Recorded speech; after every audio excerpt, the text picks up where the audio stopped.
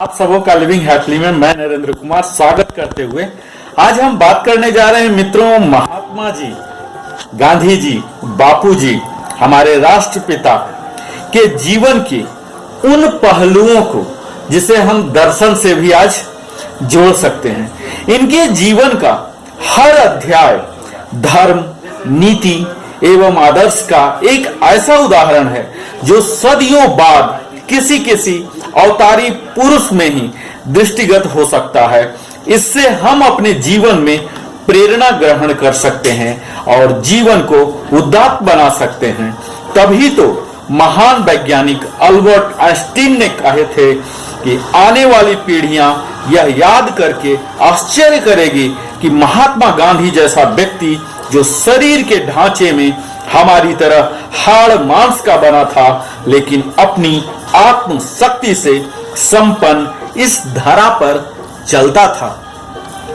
उन्होंने अपने व्यक्तिगत आचार संहिता पर जोर दिया। उन्होंने सामाजिक परिवर्तन की तकनीक में एक पूरी तरह से नया आयाम पेश किया।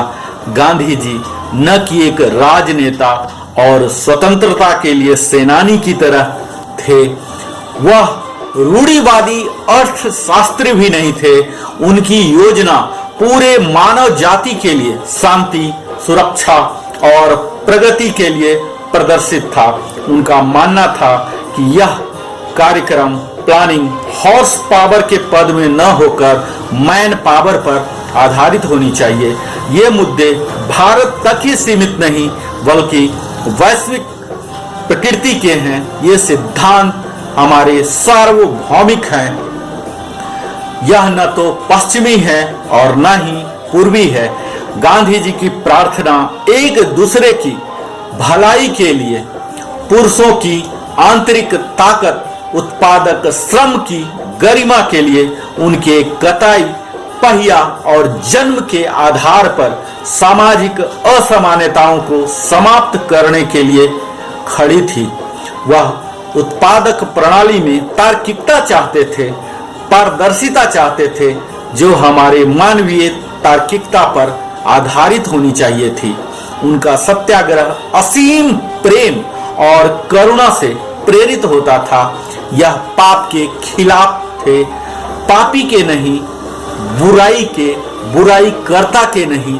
उनके लिए सत्य परमेश्वर था और इस अर्थ में वह परमेश्वर का मनुष्य थे।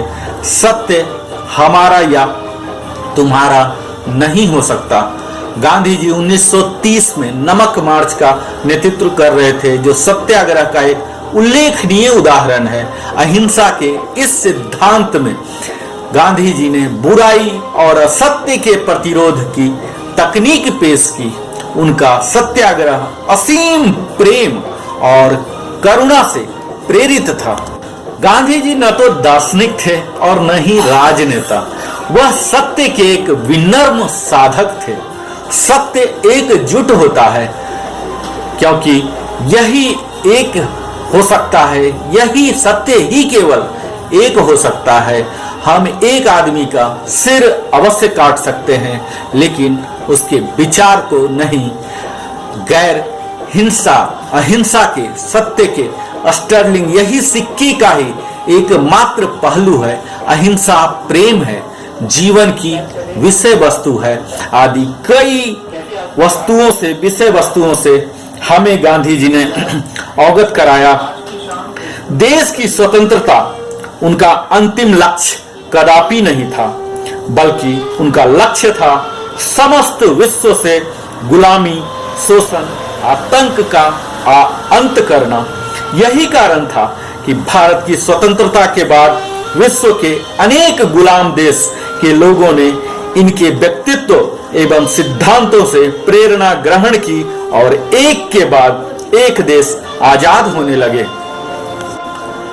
हमारे बापू ने अपने जीवन दर्शन को शब्दों के साथ अभिव्यक्त किया कि मेरा जीवन मेरा संदेश है। उनका विविध एवं गतिशील व्यक्तित्व सत्य और सत्य के अलावा कुछ भी नहीं है। अहिंसा, हिंसा इस दर्शन का एक और आंतरिक तत्व था।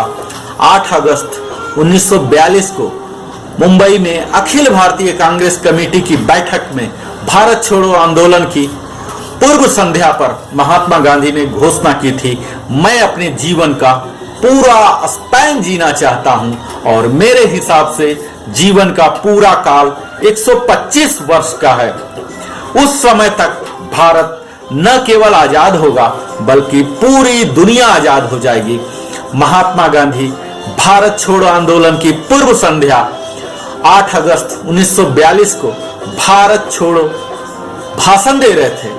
आज मैं नहीं मानता कि अंग्रेज स्वतंत्र हैं, मैं नहीं मानता कि अमेरिकी स्वतंत्र हैं। वे क्या करने के लिए स्वतंत्र हैं? मानवता के दूसरे हिस्से को बंधन में क्या रखना, यही स्वतंत्रता है? क्या वे अपनी स्वतंत्रता के लिए लड़ रहे हैं? बेशक मैं अभिमानी नहीं हूं, मैं गौरवान्वित व्यक्ति नहीं हूं, मैं गर्व, अहंकार, बदतमीजी आदि के बीच का भेद समझ सकता हूं, परंतु मैं जो कह रहा हूं वह भगवान की आवाज में विश्वास करना है। यह मौलिक सत्य है जो मैं आपको बताने जा रहा हूं। गांधी पुरुषों में सबसे असामान्य थे, वे सार्वभौमिक थे। ऐसा व्यक्ति को मापा नहीं जा सकता, तौला नहीं जा सकता, अनुमान नहीं लगाया जा सकता। वह अपने आप में ही सभी चीजों का एक पैमाना थे। जब आजादी के पूर्व समस्त भारत और पाकिस्तान हिंसा की अग्नि में जल रहे थे, यह बापू ही थे जो दंगे शांत करने में जुटे थे और लकड़ी के एक सक्रिय पुल से पार करते हुए एक क्षेत्र से दूसरे क्षेत्र की यात्रा कर रहे थे। इधर हम आजादी का जश्न मना रहे थे और ये कर्मयोगी आपसी प्रेम और सद्भाव की स्थापना के लिए रात भर जागकर प्रयास कर रहे थे। अहिंसा के संदर्भ में इनकी मान्यता थी कि सही अहिंसा का अर्थ है कि हमारे मन में अपने शत्रु के प्रति हिंसा का भाव तब तक पूर्णतः समाप्त न हो जाए जब तक अहिंसा हमारे अंदर नहीं उतरी है। ऐसा समझना चाहिए। अहिंसा के संदर्भ में उनकी एक उक्ति की ओर आपका मैं अभी इस वीडियो में ध्यान आकर्षण करना चाहूंगा। उन्होंने एक बार कहा था, यदि कोई बम वर्षक विमान हम पर बम गिराने के लिए तैयार है तो मैं उसके पायलट की ओर एक टक देखता रहूंगा। महात्मा जी का ऐसा ही प्रेम था बच्चों से भी। मित्रों, वे मानते थे कि ऊंचे लक्ष्य की प्राप्ति हेतु नीची भावभूमि से कदापि संभव नहीं है। ऐसे ही एक घटना है जब गुजरात में एक सेठ के मकान में वे ठहरे थे। उन्हें जोरों का बुखार था जो कि उतर नहीं रहा था। गांधी जी को ऐसा लगा कि कोई कह रहा है तू चला है देश की सेवा करने, गरीबों और असहायों का उद्धार करने, और ठहरा है एक ऐसे सेठ के भवन में जो गरीबों के शोषण से बना है। उन्होंने तुरंत वह भवन छोड़ने का निर्णय लिया और आश्रम में रहने लगे। कहते हैं उनका बुखार वहां से जाते ही तुरंत उतर गया।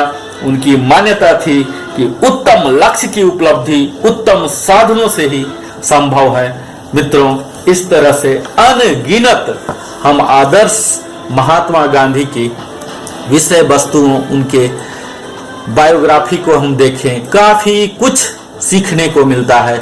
मुझे उम्मीद है आपने काफी कुछ सीखा होगा। मेरे साथ बने रहे इसके लिए सप्रेम धन्यवाद नरेंद्र कुमार की ओर से।